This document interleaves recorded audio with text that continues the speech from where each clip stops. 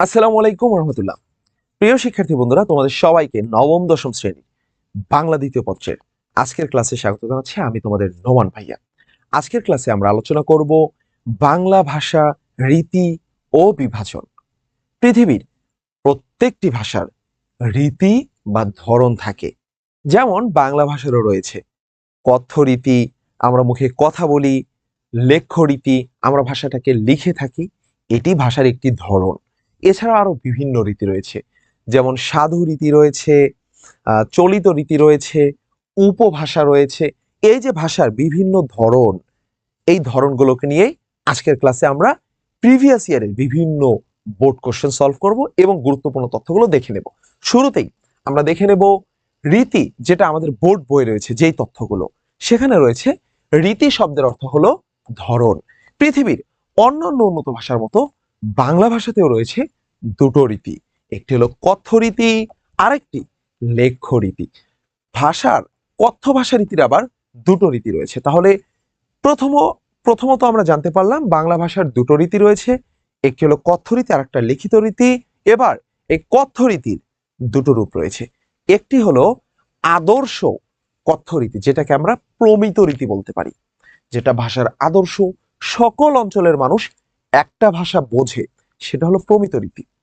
আর প্রত্যেকটা অঞ্চলের আলাদা আলাদা টোন থাকে, আলাদা আলাদা টান থাকে কথার ভিতরে, সেটা হলো তোমার আঞ্চলিক কথ্য রীতি। অন্যদিকে লেখ্য ভাষার রয়েছে কিন্তু তিনটি রীতি। লেখ্য ভাষার রীতি রয়েছে তিনটি, একটি হলো আমাদের প্রমিত রীতি, সাধু রীতি এবং কাব্য রীতি। প্রমিত রীতি, সাধু রীতি এবং কাব্য রীতি রয়েছে।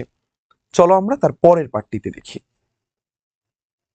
গুরুত্বপূর্ণ তথ্য, বাংলা ভাষার মূল রূপ হলো কি বলতো? শুধু বাংলা না, সকল ভাষার মূল রূপটি হলো কথ্য ভাষা রীতি। পৃথিবীর অনেক ভাষা আছে যেগুলোর কোনো লিখিত রূপ নেই, শুধু কথ্য রূপ আছে। তাহলে ভাষার মূল রূপ হলো কথ্য ভাষা রীতি। কথ্য ভাষা রীতির পরিবর্তনের ফলে নতুন ভাষা এবং উপভাষার জন্ম হয়। তাহলে কথ্য ভাষা রীতির পরিবর্তনের ফলে নতুন ভাষা এবং উপভাষার জন্ম হয়। ভাষার আঞ্চলিকতাকে বলা হয় ডাইলেক্ট বা উপভাষা, যেটা কিন্তু আমরা পূর্ববর্তী ক্লাসেও শিখেছিলাম। আদর্শ কথ্য রীতি বলা হয় প্রমিত লেখ্য রীতির ভিত্তি। তাহলে আদর্শ যে কথ্য রীতি রয়েছে সেটা থেকেই কিন্তু পরবর্তীতে প্রমিত যে লেখ্য রীতি আছে সেটি তৈরি হয়। বাংলা গদ্য রীতি চালু হয় 19 শতকের সূচনায়, অর্থাৎ 19 শতকের একদম শুরুতে, অর্থাৎ 1800 সালের শুরুতে বাংলা গদ্য রীতি চালু হয়। তাহলে যদি বলা হয় গদ্য রীতি চালু হয়েছে কখন? 19 শতকের শুরুতে। গদ্য রীতির দুটি ভাগ রয়েছে, একটি হলো চলিত রীতি, আরেকটি সাধু রীতি। গদ্য রীতির কয়টি ভাগ রয়েছে? গদ্য রীতি গল্প, নাটক, উপন্যাস, এগুলোকে বলা হয় গদ্য রীতি, কবিতা না কিন্তু। আচ্ছা, সেটা হলো কাব্য। আর চলিত রীতি, তাহলে গদ্য রীতিটা শুরুতে, একদম শুরুতে শুরু হয়, অর্থাৎ নাটক, উপন্যাস, গল্প, গল্প, এগুলোকে বলা হয় গদ্য। প্রবন্ধ, এটাও গদ্যের ভিতরে পড়ে। তাহলে এই গদ্য রীতির দুটি ভাগ রয়েছে, একটি হলো চলিত রীতি, আরেকটি সাধু রীতি।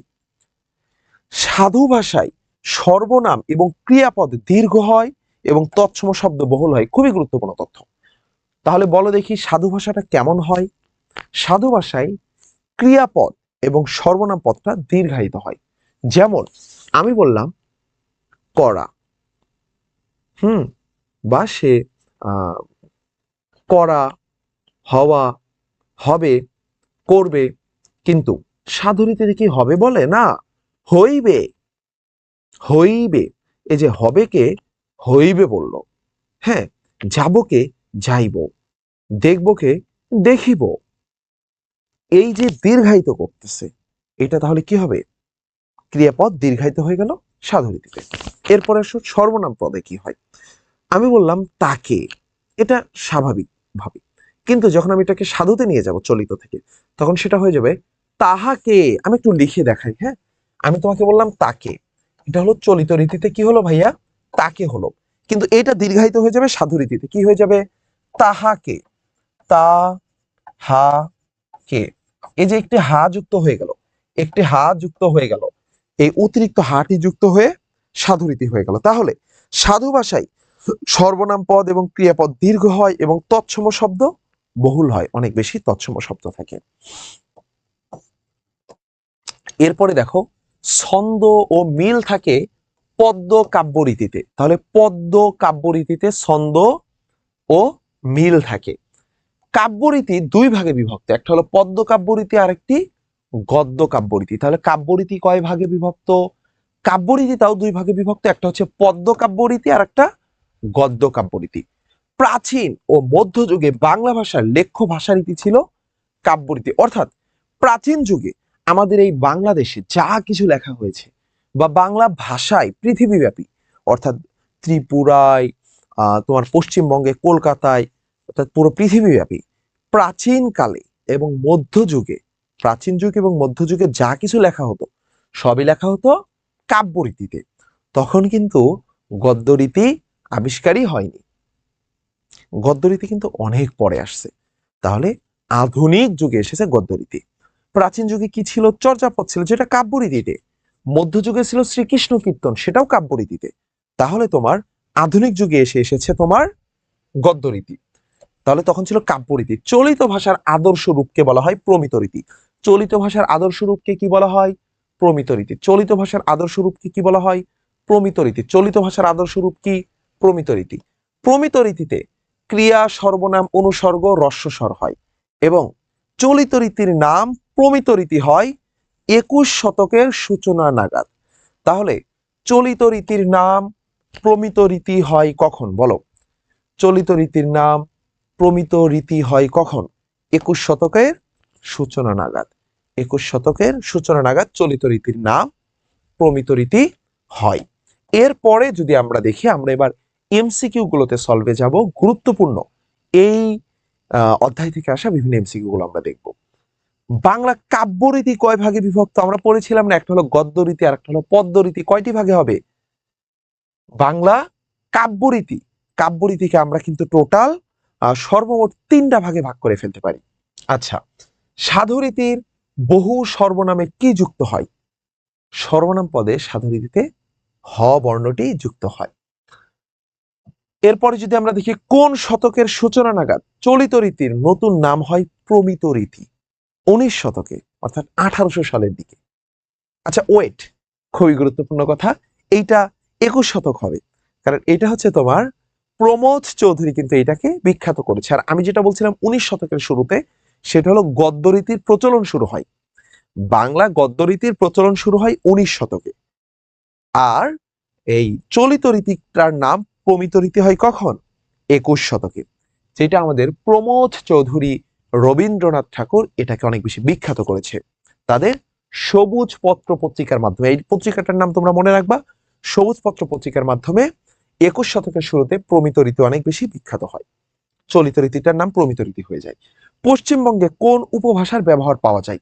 রাঢ়ী, কারণ রাঢ় নামক অঞ্চলটা ছিল তোমার, রাঢ়টা ছিল হচ্ছে পশ্চিমবঙ্গে।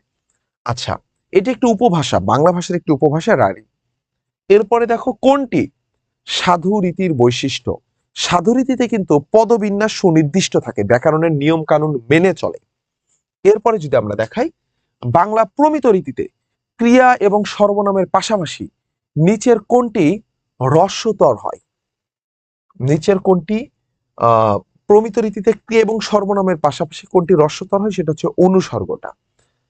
এরপরে পশ্চিমবঙ্গের উত্তর অঞ্চল, পশ্চিমবঙ্গের যে উত্তর অঞ্চলটা আছে, অর্থাৎ বাংলাদেশের পঞ্চগড়ের পাশাপাশি যে অঞ্চলটা, সেই অঞ্চলের ভাষার নাম হলো কামরূপী ভাষা। তাহলে আমাদের বাংলাদেশের রংপুর অঞ্চলের ভাষা কোনটি হবে? কামরূপী ভাষা হবে। বাংলাদেশের রংপুর অঞ্চলের ভাষার নাম কি? সেটাও কামরূপী ভাষা। পশ্চিমবঙ্গের উত্তরের অংশেও কামরূপী ভাষা। বর্তমানে লেখ্য ভাষার আদর্শ রীতিকে কি বলা হয়? সেটা হলো তোমার প্রমিত রীতি। লেখ্য ভাষার আদর্শ রীতিকে বলা হয় প্রমিত রীতি। এরপরে সাধুরীতির বৈশিষ্ট্য কোনটি? সাধুরীতির বৈশিষ্ট্য হলো ক্রিয়া রূপটি অনেক বেশি দীর্ঘায়িত হয়, ক্রিয়ার রূপটি অনেক বেশি দীর্ঘায়িত হয়। পূর্বী উপভাষাটি কোন অঞ্চলে প্রচলিত? পূর্বী উপভাষাটি আসামের বরাক অঞ্চলে প্রচলিত। পূর্বী উপভাষাটি আসামের বরাক অঞ্চলে প্রচলিত। ভারতের কোন প্রদেশের অন্যতম দাপ্তরিক ভাষা বাংলা? সেটা হবে ত্রিপুরা। কেন? কারণ ত্রিপুরা তো বাংলাদেশের কুমিল্লার সাথে লাগানো, তাহলে কুমিল্লার ভাষাও বাংলা, ত্রিপুরার ভাষাও বাংলা হবে। নিচের কোনটি সাধু রীতির ক্রিয়াপদ? দেখো তো এখানে কোনটাকে, ক্রিয়াপদটাকে অনেক দীর্ঘায়িত করেছে, করলোকে করিল, একটা অতিরিক্ত ই যুক্ত করেছে, তাই না? তাহলে এটি সাধু রীতির ক্রিয়াপদ হবে। বাংলা ভাষায় গদ্য রীতির সূচনা হয় কখন? আমি কিন্তু বলেছি 19 শতকের শুরুতে। 19 শতকের শুরুতে গদ্য রীতির প্রচলন হয় বাংলা ভাষায়।